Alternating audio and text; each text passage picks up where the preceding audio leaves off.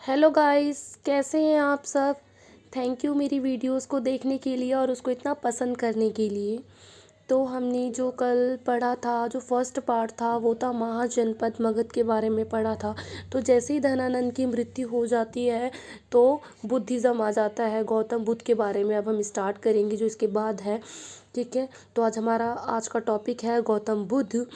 तो हम इनके बारे में पहले इनकी थोड़ी सी जीवनी को पढ़ेंगे जो बहुत इम्पॉर्टेंट है जानना। कभी कभार एग्ज़ाम में पूछ लिया जाता है कि इनका जन्म कहाँ कब और इनके फादर का नाम पूछ लिया जाता है, तो थोड़ा सा मैं डिस्क्राइब करूँगी उसको।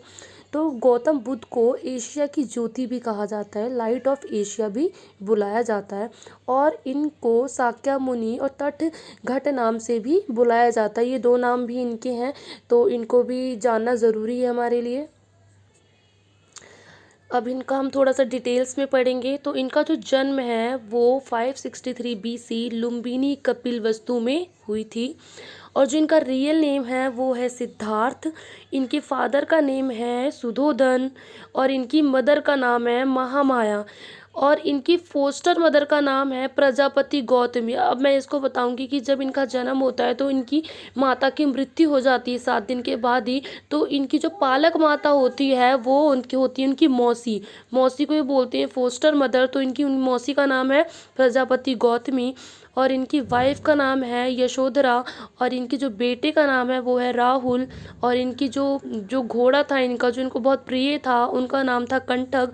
और जो इनका रथ कार जो चलाता था उसका नाम था चन्ना। और इनके पिता शाक्य कुल के राजा थे, इसलिए इनको शाक्य मुनि भी कहा जाता था। अब भगवान बुद्ध ने ऐसे 4 दृश्यों को देखा, ऐसे 4 चित्रों को देखा जिसको देख के उन्होंने संन्यास धारण किया।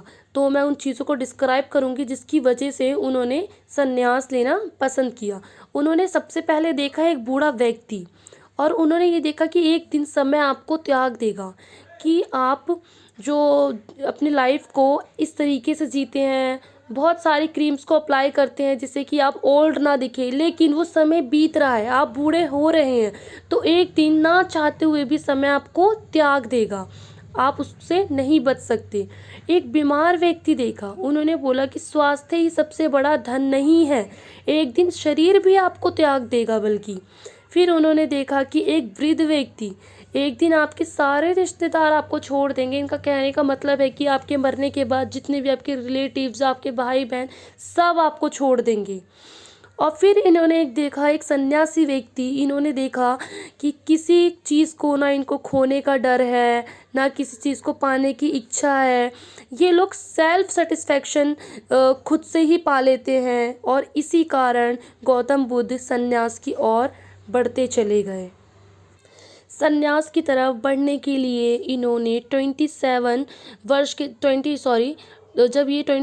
वर्ष की आयु में ही इन्होंने अपना घर छोड़ दिया और सन्यासी बन गए।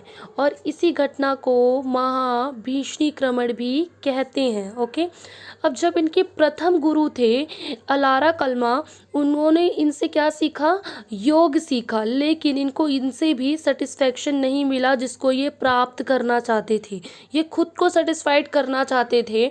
फिर ये दूसरे गुरु के पास गए जिनका नाम था रुद्रक रामपुत्र। उन्होंने इससे मेडिटेशन सीखा, लेकिन फिर भी इनको सेल्फ सेटिस्फेक्शन प्राप्त नहीं हुआ। फिर इन्होंने डिसीज़न लिया कि ये अपने आप को सेल्फ सेटिस्फाइड करेंगे। तो इन्होंने 35 वर्ष की उम्र में पुरुवेला गांव बोध गया में, ये ध्यान रखना, बोध गया में निरंजना नदी के किनारे पीपल वृक्ष के नीचे 49 दिन तपस्या करी और संबोधि प्राप्त करी और तथागत बन गए। इनको 49 दिन तपस्या करने के बाद सेटिस्फेक्शन प्राप्त हुआ। इन्होंने अपने दिमाग को अनलॉक कर दिया और ज्ञान की प्राप्ति कर ली। किसी और जैसे हम अपना टाइम वेस्ट करते हैं, अपना जो थोड़ा सा दिमाग होता है फ़ोन में लगाते हैं, थोड़ा सा दिमाग खेल में लगाते हैं, थोड़ा थोड़ा करके अपने दिमाग को डिस्ट्रीब्यूट कर लेते हैं। बट इन्होंने अपना जो जितना भी ज्ञान था, जितना भी दिमाग था, वो ज्ञान की प्राप्ति में लगा दिया, संन्यास करने में लग। तो इन्होंने अपने दिमाग को बिल्कुल बंद कर लिया, सारी चीज़ों को त्याग कर संन्यास की ओर बढ़ चले गए और ज्ञान की प्राप्ति कर ली। और इन्होंने जो अपना प्रथम उपदेश दिया वो सारनाथ में दिया, जिसको धम्म चक्र परिवर्तन भी कहा जाता है। और जो इन्होंने 5 ब्राह्मणों को सबसे पहले उपदेश दिए थे, सबसे पहले 5 ब्राह्मणों को इन्होंने उपदेश दिए, कहाँ दिए? सारनाथ में दिए। यहीं से इनका उपदेश देना शुरू हुआ। अब ये दुनिया के 4 सच को बताते हैं, जिनको कहते हैं 4 आर्यन सत्य, 4 आर्यन ट्रुथ। ठीक है, तो मैं बताऊंगी कि इन्होंने कैसे ज्ञान की प्राप्ति की और कैसे सत्य बताने का प्रयास किया। तो इन्होंने बोला कि सब दुखम, सारी दुनिया दुखों से भरी पड़ी है, सारे लोग किसी ना किसी वजह से दुखी हैं, चाहे वो को अमीर व्यक्ति हो, चाहे वो गरीब व्यक्ति हो, चाहे वो अनपढ़ व्यक्ति हो, चाहे वो पढ़ा लिखा व्यक्ति हो, सारी दुनिया किसी ना किसी वजह से दुखों से भरी पड़ी हुई है। दुख का कारण बताया इन्होंने इच्छाएं, डिज़ायर, अपनी इच्छाएं के कारण ही दुनिया दुखी है। कोई व्यक्ति चाहता है कि उसको एप्पल का फ़ोन चाहिए, तो वो उसकी वजह से दुखी है क्योंकि उसको नहीं मिल पा रहा। कोई व्यक्ति 2 वक्त की रोटी ना खाने के कारण दुखी है, कोई व्यक्ति अपने सपनों को पूरा ना करने के कारण दुखी है। तो हर व्यक्ति चाहे वो अमीर हो, चाहे वो गरीब हो, चाहे वो बड़ा हो या छोटा हो, किसी न किसी वजह से दुखी है। वो दुख का कारण है उसकी इच्छाएं। तो ये बोलता है दुखों का जो निवारण है वो अपनी इच्छाओं को ख़त्म कर हो सकता है। लोग अगर अपनी इच्छाओं को ख़त्म कर दे तो वो अपने दुखों का निवारण कर सकते हैं। दुख निरोधगमी प्रतिप्रदा, अष्टांगिक मार्ग।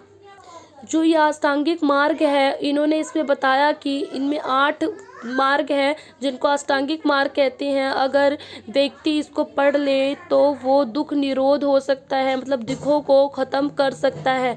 लेकिन हम ना इनको पढ़ेंगे और ना ही हम पूरी तरीके से इसको एक्सेप्ट कर पाएंगे, ये रियलिटी है। और इन्हीं सबको इन्होंने धम्म चक्र परिवर्तन के नाम से बुलाया है। तो आज का हमारा वीडियो यहीं तक है। आपको अगर कोई कुछ ऐड करना है, आपको कुछ लगता है कि कुछ इसमें और होना चाहिए या कुछ कमी है, तो आप मुझे कमेंट में बता सकते हैं। मेरी वीडियो को देखिए, शेयर कीजिए, कमेंट कीजिए और मुझे बताइए कि ये कैसी है। Okay, thank you so much.